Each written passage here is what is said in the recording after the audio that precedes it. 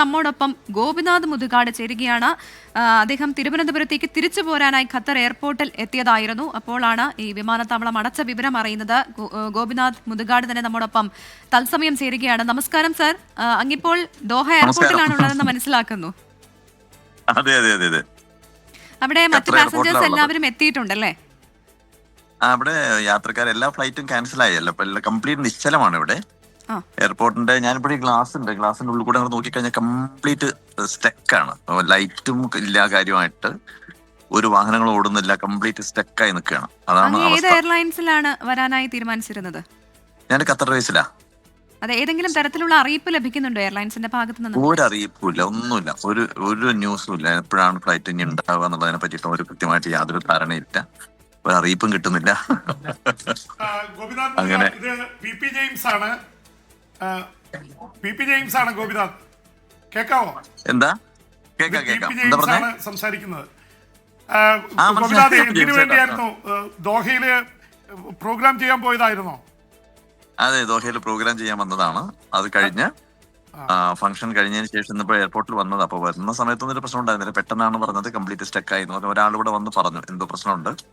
പിന്നെ പുറത്തുനിന്ന് എല്ലാവരും ഇങ്ങനെ ഫ്രണ്ട്സ് എല്ലാം അവിടെ നിന്ന് ഇങ്ങനെ വീഡിയോ അയച്ചു തരുന്നുണ്ട്. അതിനകത്ത് ഇങ്ങനെ മിസൈൽ പോകുന്നതും ആളുകൾ ഓടുന്നതും ആളുകൾ പുറത്തേക്ക്, പിന്നെ ഫ്ലാറ്റുകളുടെ പുറത്തേക്ക് പോകുന്നതായിട്ടുള്ള ദൃശ്യങ്ങളൊക്കെ ഇങ്ങനെ അയച്ചു തരുന്നുണ്ട്. സുരക്ഷിതനല്ലേ അങ്ങയോടൊപ്പം മറ്റു യാത്രക്കാർ? ഇവിടെ ഒരു പ്രശ്നമില്ല, ഇവിടെ ഉണ്ടെന്നോ ഒരു പ്രശ്നമില്ല. ഐ എം സോ സേഫ്, ഒരു പ്രശ്നമില്ല. ഗോപിനാഥ്, ഒരു കാര്യം പറയാനുള്ളത്, അവിടെ യാതൊരു തരത്തിലും പേടിക്കേണ്ട കാര്യമില്ല. അതിന് കാരണം അവര് ഇറാൻ വളരെ വ്യക്തമായിട്ട് ഇപ്പോൾ വ്യക്തമാക്കിയിട്ടുണ്ട്. ഞങ്ങള് അമേരിക്കയുടെ അൽ ഉദൈദിലുള്ള എയർബേസിന് മാത്രമാണ് ടാർഗറ്റ് ചെയ്തത്.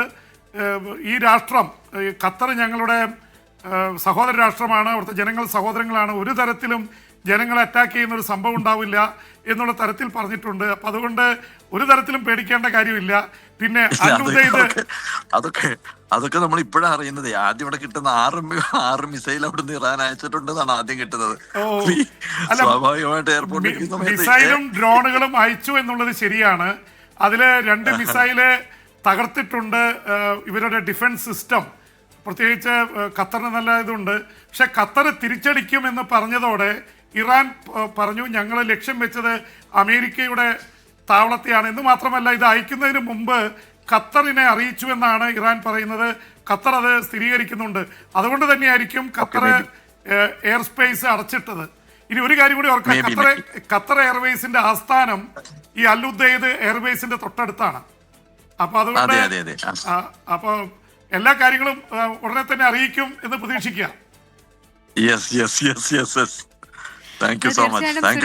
തന്നെ ഇരിക്കുക. അതോടൊപ്പം തന്നെ അങ്ങോട്ട് ചോദിക്കാനുള്ളത്, എയർലൈൻസിന്റെ ഭാഗത്ത് നിന്ന് ഇപ്പൊ മറ്റ് വിവരങ്ങളൊന്നും ലഭ്യമാകുന്നില്ല എന്ന് പറയുന്നുണ്ടല്ലോ. ഇപ്പോൾ പാസഞ്ചേഴ്സിന് വേണ്ട സൗകര്യങ്ങളൊക്കെ എയർലൈൻസ് ഒരുക്കുമെന്ന് പ്രതീക്ഷിക്കാമല്ലേ? തീർച്ചയായിട്ടും ഇവിടെ എല്ലാം ഓക്കെയാണ്, വേറെ പ്രശ്നങ്ങളൊന്നുമില്ല. ആളുകൾ ഇഷ്ടം പോലെ ഉണ്ട്, അതുകൊണ്ട് പ്രശ്നമൊന്നുമില്ല. അതെ, എപ്പോഴാണ് താങ്കൾ നാട്ടിലേക്ക് എത്തേണ്ടിയിരുന്നത്? രാവിലെ, അതായത് 3:30-ക്കോ മറ്റോ എത്തേണ്ടതാണ്. 3:30-ക്കോ 2 മണിക്കോ എത്തേണ്ടതാണ്. വീട്ടുകാരോടൊക്കെ സംസാരിച്ചോ? വിളിച്ചു വൈഫിനെ വിളിച്ചു പറഞ്ഞു ഇതാണ് സ്ഥിതി എന്ന് പറഞ്ഞു.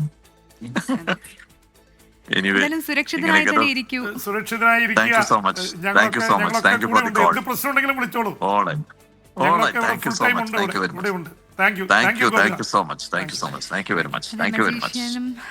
ഒപ്പം സാമൂഹ്യ പ്രവർത്തകനും കൂടിയായ ഗോപിനാഥ് മുതുകാടാണ് ഇപ്പോൾ ഖത്തറിൽ നിന്ന് തത്സമയം നമ്മോടൊപ്പം ചേർന്ന്. അദ്ദേഹം തിരുവനന്തപുരത്തേക്കുള്ള യാത്രയ്ക്കായി ഖത്തറിലെ ദോഹ എയർപോർട്ടിൽ എത്തിച്ചേർന്നതാണ്. അപ്പോഴാണ് വിമാനങ്ങൾ ക്യാൻസൽ ചെയ്ത കാര്യം അറിയുന്നത്. എന്തായാലും ഇപ്പോൾ എയർലൈൻസിന്റെ ഭാഗത്തുനിന്ന് മറ്റു വിവരങ്ങളൊന്നും ലഭ്യമായിട്ടില്ല എന്നാണ് അദ്ദേഹം പറയുന്നത്. അദ്ദേഹത്തോടൊപ്പം മറ്റ് യാത്രക്കാരും ഇപ്പോൾ വിമാനത്താവളത്തിൽ തങ്ങുകയാണ് എന്നാണ് മനസ്സിലാക്കുന്നത്. അതോടൊപ്പം തന്നെ മറ്റു വിശദാംശങ്ങൾ ഉടൻ തന്നെ ലഭ്യമാകുമെന്ന് നമ്മളും പ്രതീക്ഷിക്കുകയാണ്.